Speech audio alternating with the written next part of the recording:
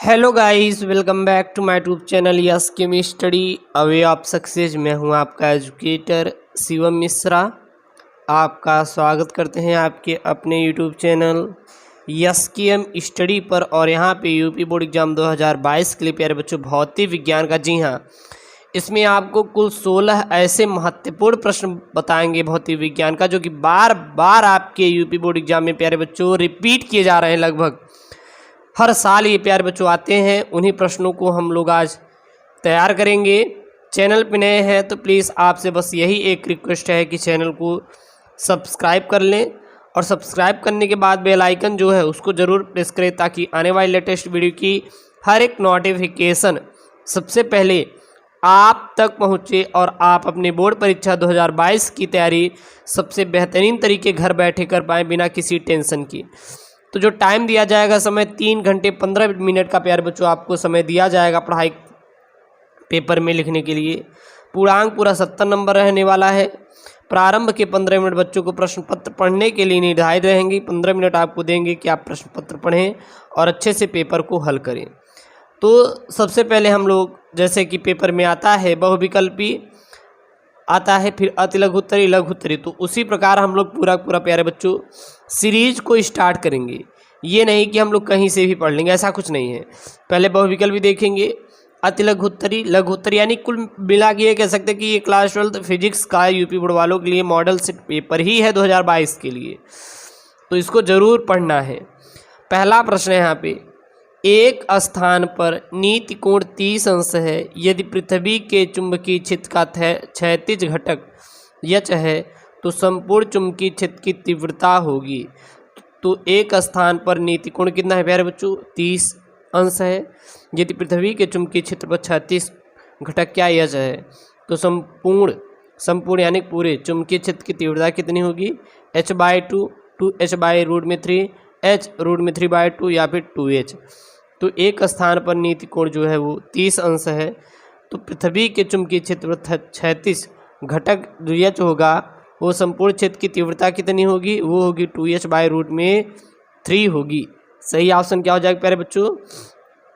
B हो जाएगा। अगला प्रश्न है यहाँ पे, वोल्ट मीटर द्वारा मापे गए प्रत्यावर्ती धारा के मेंस का विभव 200 वोल्ट प्राप्त होता है। वोल्ट मीटर द्वारा मापे गए प्रत्यावर्ती धारा के मेंस का विभव कितना प्राप्त होता है? 200 वोल्ट प्राप्त होता है। तो इस विभव का वर्ग माध्य मूल मान कितना होगा? वर्ग माध्य मूल मान कितना होगा? ए ऑप्शन में है 200√2 वोल्ट, 100√2 वोल्ट, 200 वोल्ट, और डी में यहाँ पे 400/पाई वोल्ट। तो प्यारे बच्चों, वोल्ट मीटर द्वारा मापे गए प्रत्यावर्ती धारा के मेंस का विभव 200 वोल्ट प्राप्त होता है। तो इस विभव का जो वर्ग माध्य मूल मान होगा वो होगा 100√2 वोल्ट होगा। कितना होगा? 100√2 वोल्ट होगा। बहुविकल्पी के बाद प्यारे बच्चों यहाँ पे अति लघुत्तरीय प्रश्न है, और जो कि आपके लिए काफ़ी महत्वपूर्ण है। और यहाँ से प्यारे बच्चों बोर्ड एग्जाम में 100% गारंटी देते हैं कि यहाँ से एक भी बाहर आने वाला नहीं है। यदि प्यारे बच्चों ये आप तैयार कर लेंगे तो इस बात की गारंटी है कि आप यूपी बोर्ड परीक्षा 2022 में अच्छा खासा नंबर लेके आएंगे। यहाँ पे है, किसी परिपथ में प्रत्यावर्ती धारा का शीर्ष मान कितना है? √2 है। कोई परिपथ है, उसे जो प्रत्यावर्ती धारा का जो शीर्ष मान दिया है वो कितना है? √2 है, यानी √2 एम्पियर है। तो धारा का वर्ग माध्य मान ज्ञात कीजिए। तो यहाँ पे अगर क्या दिया है, तो यहाँ पे दिया है प्रत्यावर्ती धारा का शीर्ष मान कितना है? √2 एम्पियर। तो लिख लेंगे प्रत्यावर्ती धारा का शीर्ष मान कितना है? √2 एम्पियर। और प्रत्यावर्ती धारा का शीर्ष मान को किससे दिखाते हैं? तो इसको आपको याद रखना है, I0 से दिखाते हैं, कैपिटल I0 से दिखाते हैं। किसको दिखाते हैं? प्रत्यावर्ती धारा का शीर्ष मान को किससे दिखाते हैं? I0 से दिखाते हैं। तो I0 बराबर क्या हो जाएगा? √2 एम्पियर हो जाएगा।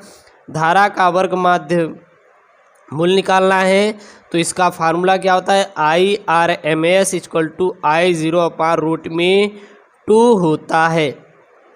रूट में क्या होता है 2 होता है।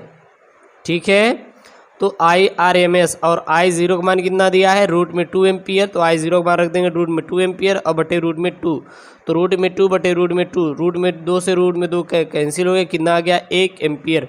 तो वर्ग धारा का वर्ग माध्य मान कितना हो जाएगा प्यारे बच्चों 1 एम्पियर हो जाएगा। राइट आंसर क्या हो जाएगा 1 एम्पियर हो जाएगा। क्लियर है इतना। चलिए फटाफट अगली सवाल आप लोग हल करेंगे। प्रत्यावर्ती धारा के वर्ग माध्य मूल मान का व्यंजक प्राप्त कीजिए। प्रत्यावर्ती धारा के क्या निकालना है वर्ग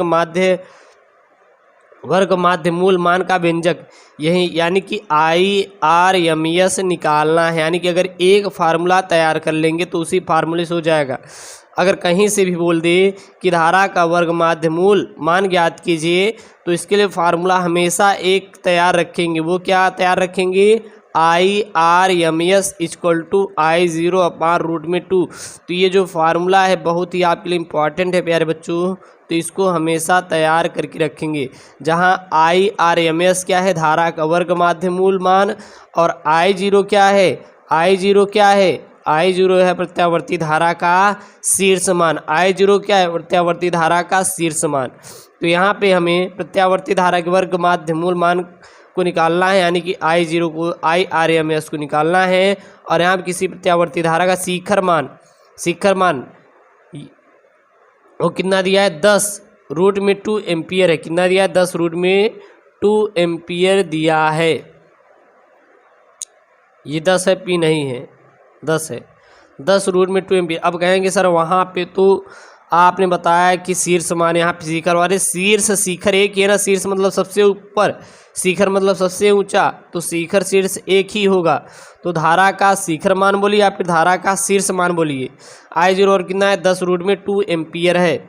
तो धारा का वर्ग माध्य मूल कितना होगा, तो वर्ग माध्य मूल IRMS बराबर I0 अपान रूट में 2। I0 कितना है 10 रूट में 2, तो I0 का मान 10 रूट में 2 बटे रूट में 2, रूट में 2 से रूट में 2 कैंसिल हो गया और यहाँ पे क्या बचा प्यारे बच्चों 10, और यही आपका क्या है आंसर हो जाएगा। इतना फटाफट कमेंट कर दीजिए। क्लियर है। चलिए अगला प्रश्न है नाभिकीय बल का अर्थ समझाइए। यानी कि नाभिकीय बल क्या होता है, इसका मतलब क्या होता है, आपको अर्थ समझाना है। तो किसी नाभिक के भीतर उपस्थित वे बल जो न्यूक्लियनों को परस्पर बांधे रखते हैं नाभिकीय बल कहलाते हैं। तो नाभिकीय बल क्या होता है याद रखना, किसी नाभिक के भीतर उपस्थित वे बल, यानी कोई न्यूक्लियस है उसके अंदर क्या उपस्थित कोई फोर्स उपस्थित है और जो न्यूक्लियनों को परस्पर क्या रखते हैं बांधे रखते हैं, उसे हम लोग क्या कहते हैं नाभिकीय बल। और नाभिक में क्या पाए जाते हैं न्यूट्रॉन और प्रोटॉन पाए जाते हैं, इलेक्ट्रॉन कक्षाओं में गति करते रहते हैं, तो उसको बांधे रखता है वही न्यूक्लियस है और उसे क्या कहते हैं नाभिकीय बल कहते हैं।